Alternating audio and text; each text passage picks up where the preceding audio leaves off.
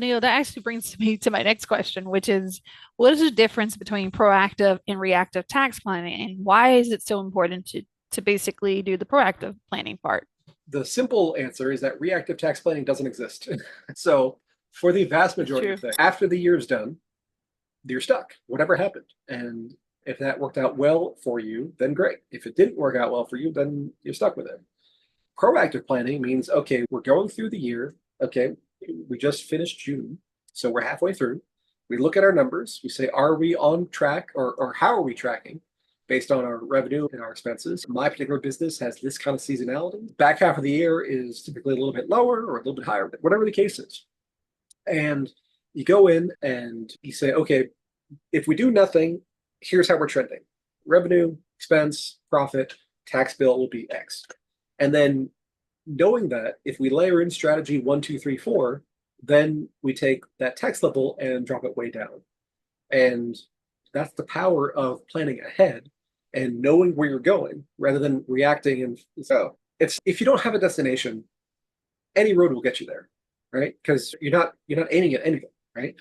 But if you have a destination and you know where you want to go, then you can map out the route to get there. And then the way we talk about it as Tax Sherpa is that there's 4 steps to tax being proactive.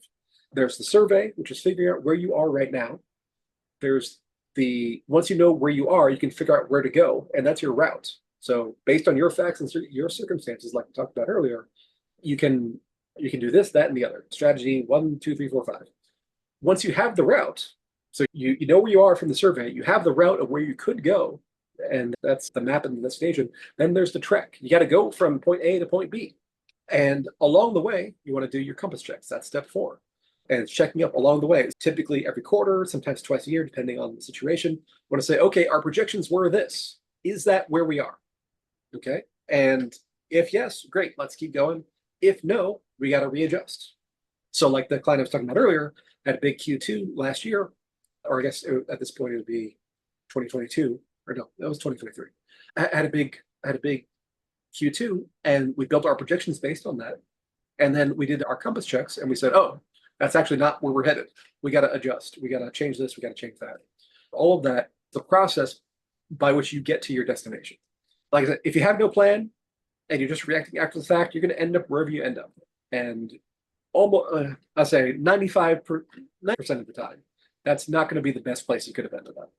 A couple times you get lucky, but by and large, planning ahead will actually create that time savings and that dollar savings. Whereas being reactive after the end of the year, there's a couple things you can do. Like you can do late 401k contributions, stuff like that. But most of the things you're stuck with. Understood.